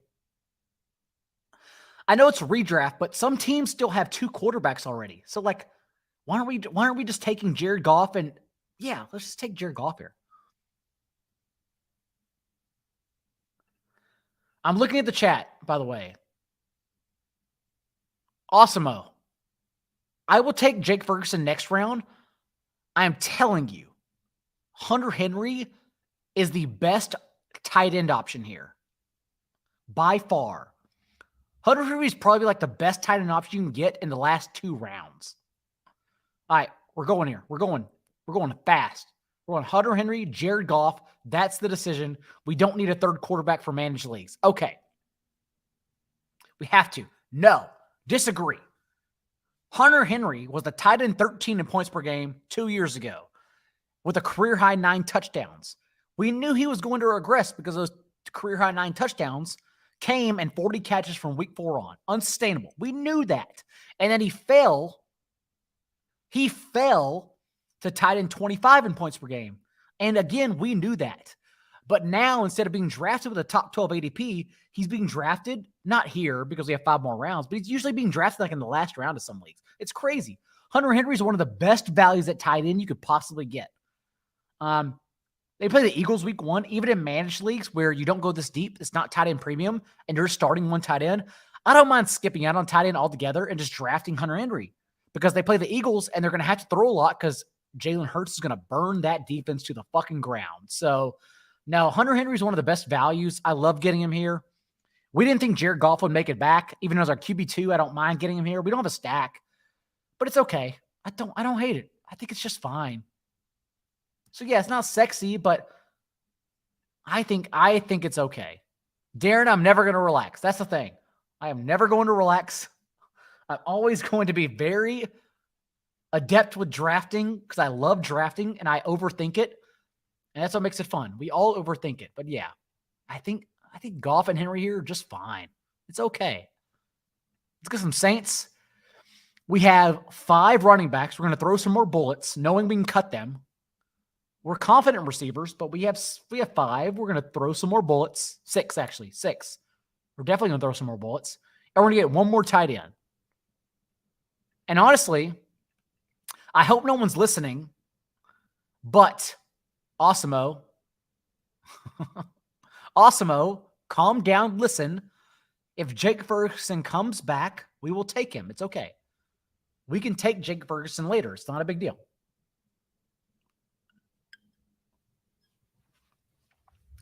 It is totally fine. That's another strong pour, by the way. But yes, Jake Ferguson in our range of outcomes.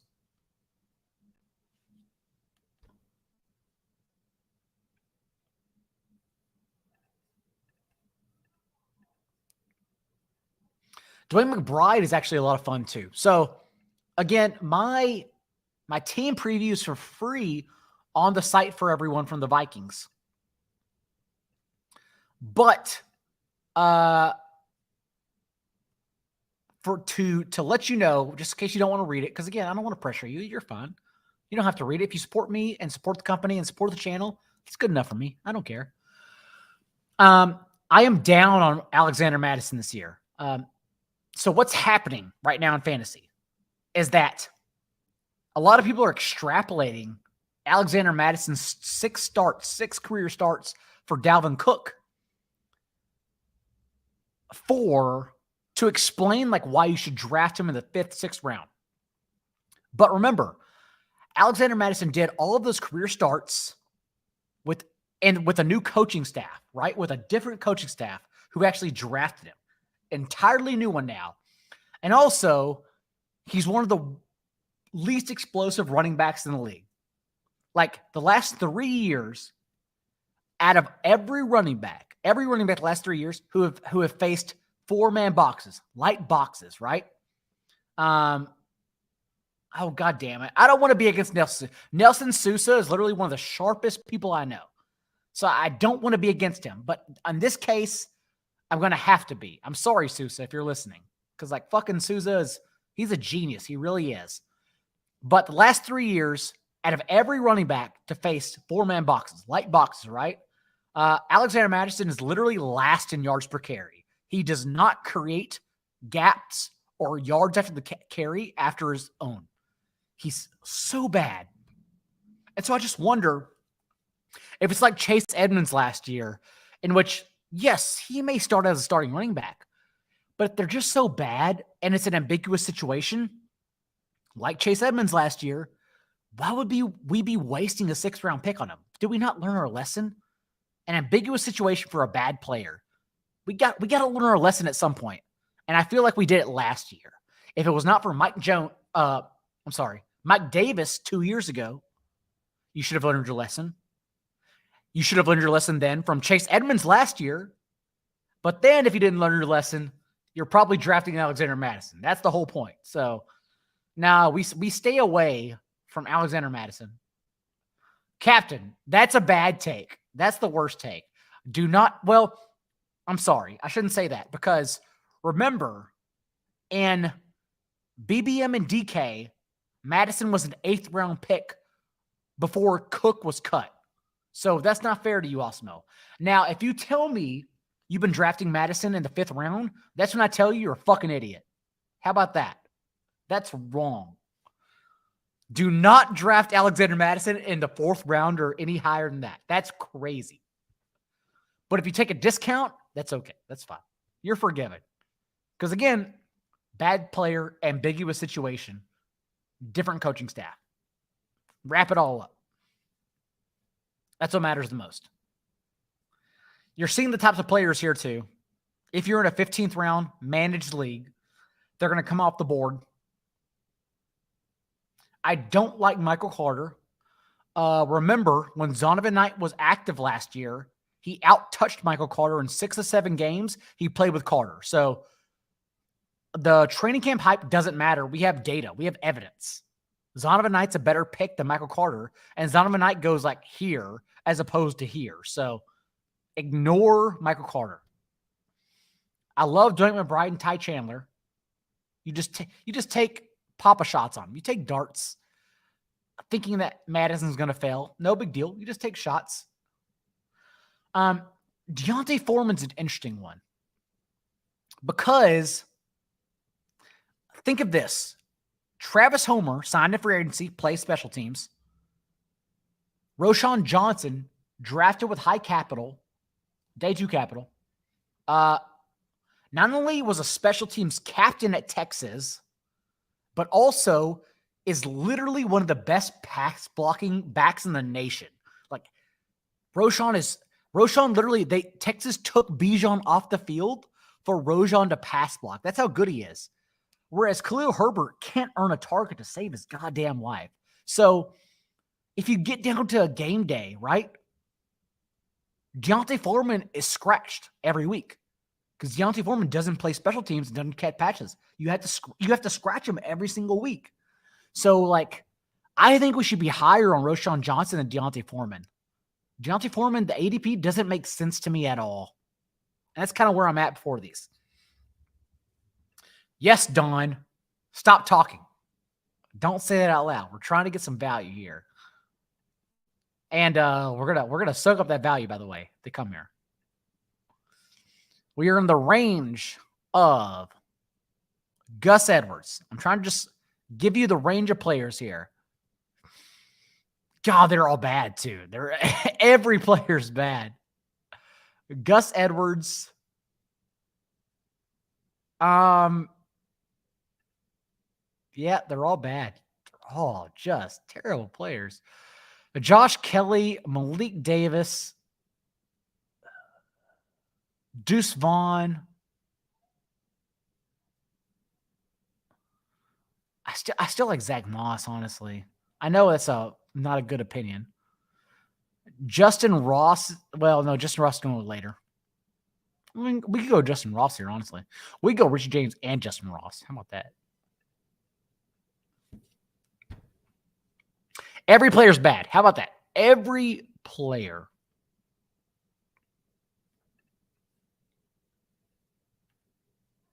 I agree, Jessel. Team 12 is knocking it out of the park.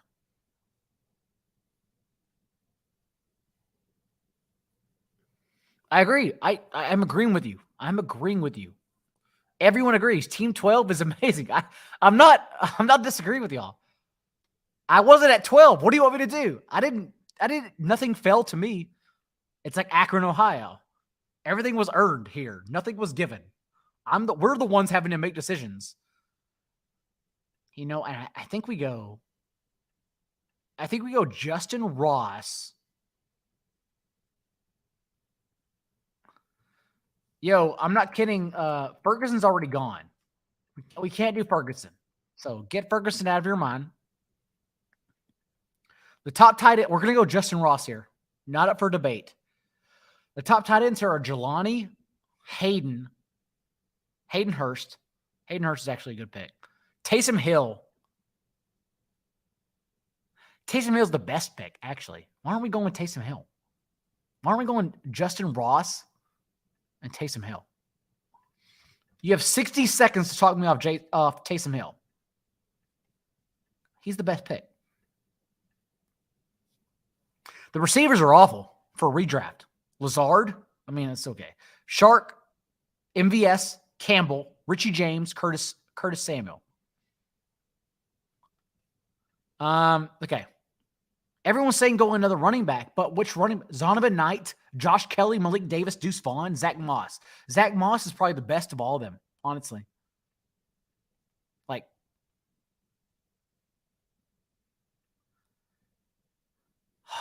I think Taysom Hill's the best start, honestly. Jelani, Hayden Hurst.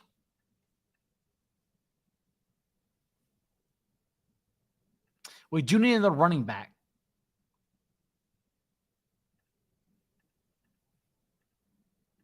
All right. We listen to the chat. That one time we listened to the chat. We took Jelani over Taysom Hill. Because maybe we all don't have the balls to put Taysom Hill in our lineup. And also, like, Darren. Yeah, Malik Zamir. Yeah, you're right. Zamir went literally 2 rounds ago. That's the thing. 2 rounds ago.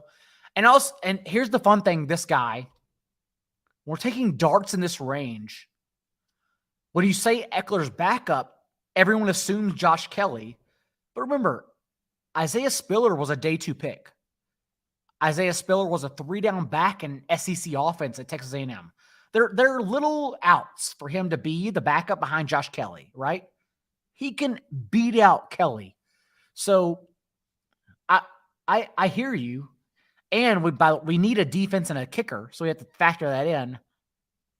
But we could go Isaiah Spiller too and just cut him if it doesn't work out. So trust me, we're all on the same page. We are looking at kickers after this for sure.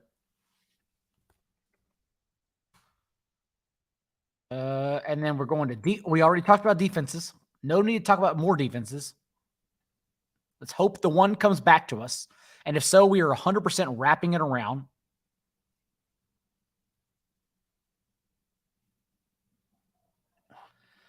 And then running back.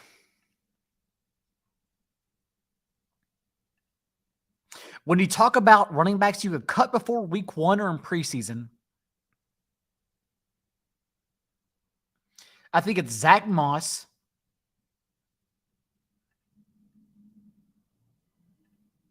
Deuce Vaughn, Malik Davis, same player. Sean Tucker for the Bucks.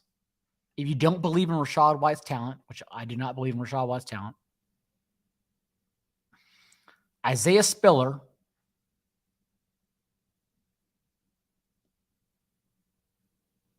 God, it gets ugly, doesn't it? Like we're all just trying to find the next ugly person. Sounds like life. Yes. 2 waiver runs. Darren is right. 2 waiver runs before the season starts. Don, bring it. Give me your guy. The issue about Jets running backs, even Zonovan Knight, is that they have 4 guys. It's just so hard to care about 4 guys.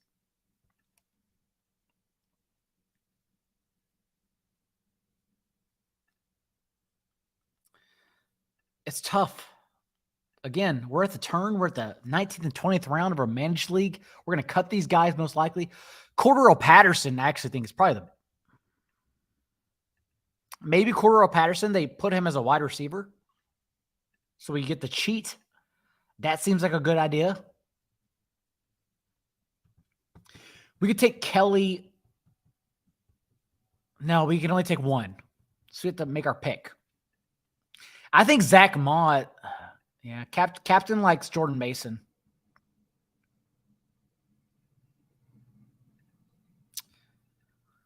I honestly, I kind of think Zach Moss is the best option. Like Zach Moss broke his arm, so nothing to do with his lower body, and is going to be back.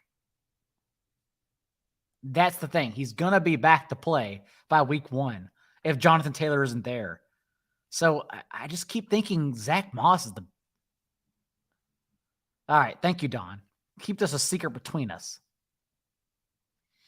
I think you're talking about Generic Prince, and he already went this guy. Yeah, everybody knows Generic Prince is going to be the starting kick returner. Thus, he goes in that range. He's not going to go in that range in your home league, so take him as a last round and cut him. But in the high-stakes leagues, he goes in the 14th round. Gosh, Hayden Hurst, that's crazy to me. Hayden Hurst is a 14th round tight end. Hayden Hurst is literally never coming off the field. He's an every down option. So the fact he's behind all these guys, that's crazy. Isaiah Likely, does he catch 1 pass if Mark Andrews is healthy? Like even 1? Probably not. That's great value. That's terrific fucking value. And he got Jake Ferguson value too. Even though 12 is still my favorite team. I'm looking at 2. 12, I think, has done the best job here. He's just taking ADP dips. He's rolling. He's great. Yeah. 12 is sexy. Yes, that's a good one. That's a good point, Ed.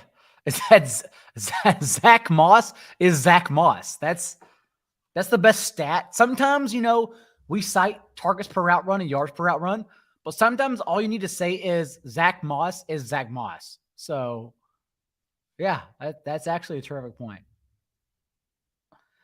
Well, hold on. Calm down. Hunter Henry is better than Hayden Hurst. Hunter Henry's actually scored fantasy points, whereas Hayden Hurst is arguably not. But Hayden Hurst will be out there every single play. And yes, Dan, in the range of outcomes.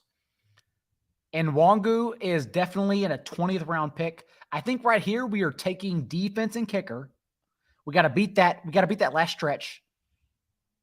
But Njoku, Mr. Relevant, is in the range of outcomes for sure. Because when you look over the rest of these running backs, Deuce Vaughn, Melvin Gordon, Chase Edmonds, yeah. I think it's Zach Moss.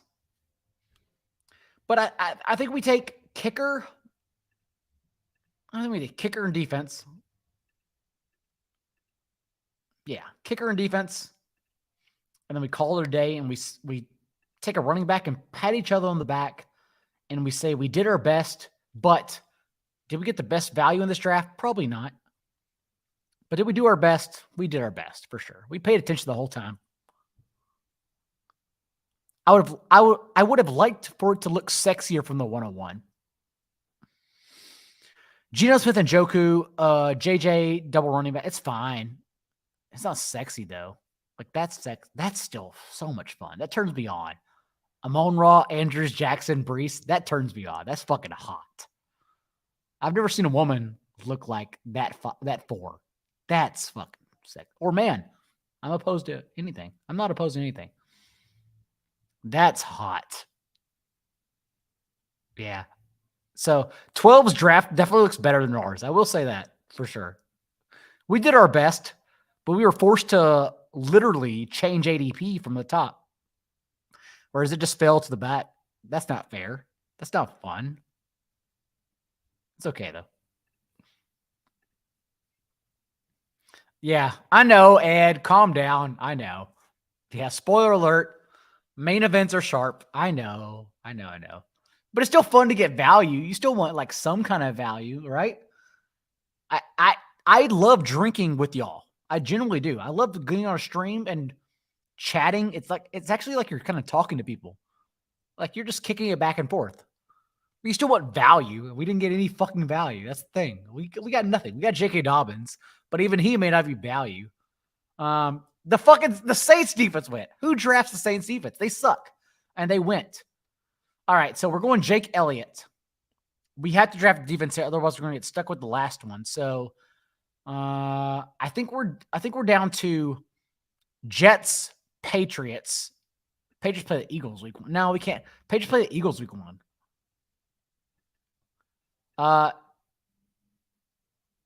Yeah, CPAT's good. I think we're going kicker. We're going Jake Elliott for sure from the Eagles. But if we don't go defense here, that's the thing. We can go Cordero Patterson. But we're going to get stuck with the very last defense in the entire fucking league. That's the thing. Yeah, okay. All right. We're going to go, yeah, I'm overthinking. You're right. I'm overthinking it. We're going to go, who did the Jets play week 1, right? Jets schedule. Panthers. Wait, no. That's next week. Wait, the Jets play the Bills week 1? We're not trying to fucking draft the Jets playing the Bills, right? That's not what we're doing, are we? Buffalo Bills at New York Jets, Monday Night Football? That's what we're doing? No, come on. I have 29 seconds to figure this out. Miami, Denver, Jacksonville. Thank you, Sammy. We appreciate you always. LV. Oh, Las Vegas. Las Vegas. There you go. That's what we're talking about. We want to target Las Vegas's offense. So I think this is what we draft. Yes. Nope, we didn't get that. I auto-drafted. No, I didn't click it in time. We got Cordero Patterson instead. Oh, no. Hey, wait, hold on. What are the Bucs defense doing? Thank you, Sammy. No, we appreciate you, Sammy. You're the best. And remember, even if you don't want a super sticker, like and subscribe. You're already here. You might as well like and subscribe. It's literally 2 clicks. Like, subscribe. 2 fucking clicks. Easy. But why are we drafting the Buccaneers? Hold on. Everyone, calm down. Why are we drafting the Buccaneers? Who do the Bucks play? Bucks weeks. No, Bucks schedule. Yes, it's the alcohol. Get off me, everyone. 2023. You can see my eyes in the background too. You can see them just fucking scrolling. 2023 at Minnesota. They're on the road indoors. Y'all want me to draft at the road indoors? I feel like we could do better than that still. Denver's hot. I agree. You're on to something with Denver. That's sexy. What is Dolphins week 1? Vic Fangio. Did I just see something good? If it's Falcons, we're good. No. Dolphins travel across the coast to Los Angeles Chargers, to Justin Herbert to God. We can't play the Dolphins week 1. All right. Someone tell me a good defense in week 1, because all of these guys play the best teams in the world. Does Deshaun Watson, the Raper, have a good defense week 1? Browns schedule. I haven't done this work actually yet, so this is good. This is actually helping me out. Oh, shit. Joe Burrow? No, we're not playing Joe Burrow week 1. Okay. I'm not having fun. I'm glad you're having fun, Osmo. Somebody tell me a fucking good defense, because these defenses are bums. Who are the Panthers playing in? Panthers schedule. All y'all are doing right now is watching me literally look up schedules live. I hope you're having fun, because I'm drinking and looking up schedules. At the Falcons, indoors, it's worrisome. It is worrisome indoors. Arthur Smith is actually a genius play caller. I don't like it, but we're not opposed. Okay. So we have the Broncos and the Panthers week 1. That's what we're looking at. Wait. Okay. I didn't mean to cause a stir about Watson. I'm sorry. Packers. Who the fuck the Packers? Packers don't have a good schedule, right? Packers play the Saints, correct? It's Derek Carr. I don't hate the Packers. Wait, do they play the Bears week 1? If the Packers play the Bears, rushing quarterbacks give more points to sacks, obviously. Packers are hot. I bet the Packers sneak by. Oh, Vikings play but dude, Awesemo. Like, have you seen the Vikings defense? It's like the worst thing on the world. It's terrible. They were actually worse than last year, the Vikings defense. It's crazy. I think Packers are a good one. Yeah, I think Packers are a really good one. Justin Fields gives sacks. We don't necessarily know he's going to improve, so that's a bet against that. Even though I have DJ Moore. I will be starting the Packers against DJ Moore. I don't have to start DJ Moore, right? I'm starting Jefferson, Deontay, maybe Dobbins. Well, I may have to start DJ Moore this roster. Yeah. I may not be starting Geno with this roster, though. I may be starting Jared Goff, depending on how he does Thursday against the Chiefs. All right. This is a good practice, actually. I'm glad I spent $2,000 to practice fantasy football for my job. It's fucking wonderful. I think Denver's the best bet. I didn't think Denver would come back, but if the Broncos come back in week 1, yeah, Raiders at the Broncos. Jimmy Garoppolo may still be injured. I think we're looking at the Broncos and then the Packers.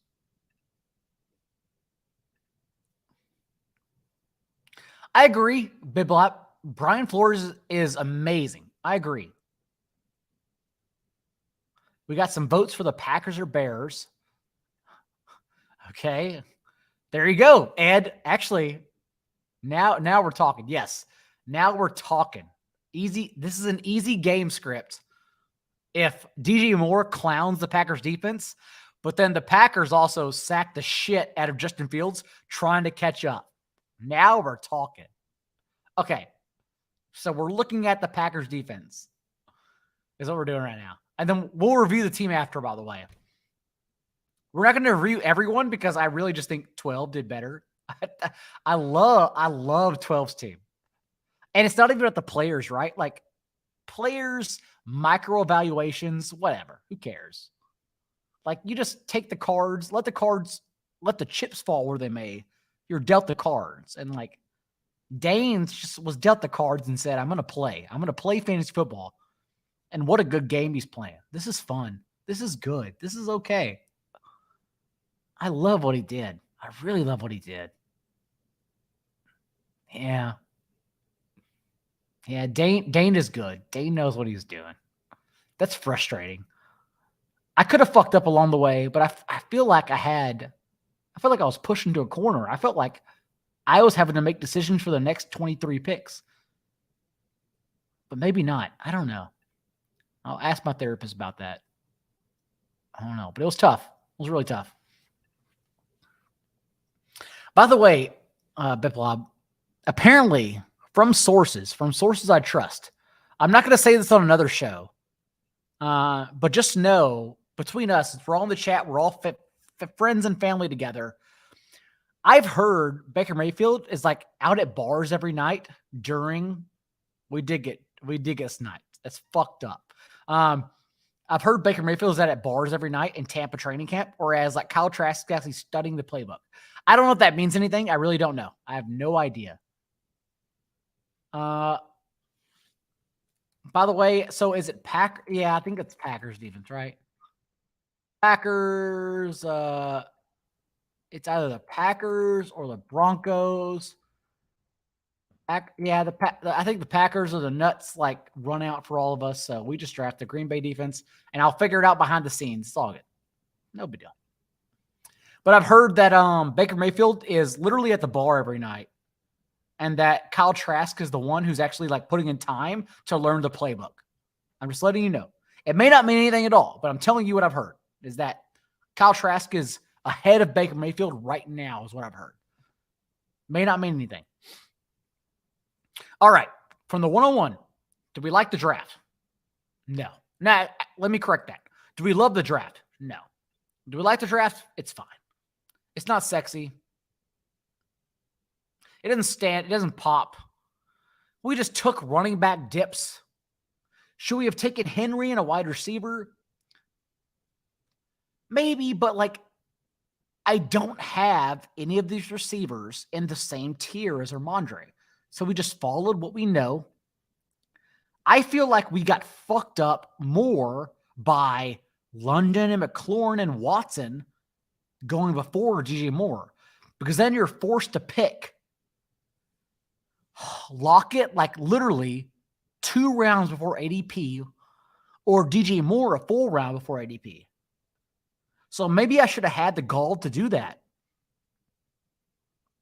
But it's hard to do when you're in the middle of a $2,000 draft. It really is.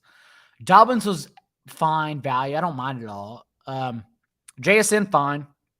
Don't care. And Njoku, I think, is underrated. Don't mind it all. I actually have him over Ingram, so I'm not worried about that. We were all debating, and I let the chat pick Zay Flowers. I don't care. Zay Flowers, these guys, all the same players. Don't give a shit. Doesn't matter to me at all. I love Geno Smith. Don't care. I actually have Geno Smith ahead of Dak, Kirk, and Tua. So we got him with JSN. Okay. Running back darts, Elijah and Jerome Ford. Rashee Rice, who maybe we cut before week 1. We don't know. We have no idea. Tight end premium, Hunter Henry, one of the best values on the board. Like, look at these guys. These guys are not outscoring Hunter Henry, who only scored touchdowns 2 years ago. We love Hunter Henry in every league. Jared Goff was actually a value. Even in managed leagues, Goff is a value, so we'll take him. That means I don't have to shuffle quarterbacks every week. I may start one or the other, but we don't have to shuffle. And also remember in FFPC, in this format, if you do well on Thursday, if you score a lot of points, that means you can slide them into your starting lineup by Sunday. That's the way it works. So I get a free look, a peek, as Pete Overzet calls it, at Jared Goff. So we got a peek on both Goff and Justin Ross. We got a peek. That's okay. Jelani was tight end 3. Maybe cut him. Who knows? But we need a kicker and a defense. And then we have a running back to also cut as well. In managed leagues, remember, and deeper leagues, you're probably cutting them anyhow, so it's no big deal. We're all going to get there eventually, but you're probably cutting your last 3 or 4 picks. So I don't mind missing out on those players. I agree, Ed, that we got stuck in some brutal spots. I wish we had it better, but I feel like we got stuck in a couple spots. And I don't make excuses. We're trying to do our best. Tanny is also a good player, Captain, before we get out of here. Tanny is fine. Tannehill is a good player, but neither Tannehill nor Treylon Burks nor DeAndre Hopkins really fell in our range, honestly. So, yeah, I agree with Don. We don't love any team. We don't hate any team. I think 12 did the best. But again, 12 just took up ADP sponges. So it's okay. That's what you're supposed to do in drafts. Even if you hate players, you just soak up opportunity, and that's what they did. So I'm proud of them. We didn't have that chance. Nonetheless, we did fine. You can tell I'm not happy about it. We did fine, though, but we're going to play it out. It's a managed league. I'll keep you updated in the most accurate podcast feed throughout the season. And we will be back next week, Tuesday morning. You'll hear from me first. 10 a.m. Eastern, the John Daigle Show. So until then, house cleaning. Remember, my team previews are going on the site. I'll have 5 more rolling out this weekend. John Paulson's 99 Stats article is already out for you to read. The most accurate podcast feed is out. Jay Lizard and Sammy, who contributed tonight, and like and subscribe before you leave out of here, by the way, are already contributing as well. They're amazing individuals. And more importantly, if you are a new subscriber, if you've been thinking about 4-4, but you haven't subscribed yet, maybe you want to be in touch with the waiver wire. And I work overnight. I don't sleep, so you can have the best waiver wire content literally of your life. I'm not kidding. I go to bed at 5 a.m. on Sunday mornings. I schedule my tweets on Monday mornings just so you can have a life, so I can't have a life. That's my job, is to make you win your leagues. If you've been thinking about it, but you haven't subscribed yet, DM me on Twitter. My Twitter's right there. There you go. Right there. DM me. Let's work out a price. I understand inflation. I understand we're all good friends. We can talk. There is no judgment here. Let's all just talk. Let's figure out a price. We can do it together. So until then, until Tuesday morning, you already know. Be a little bit kinder than what's required as I find the theme song to tap to. We'll just use this one. How about that? We'll see you next time. Later.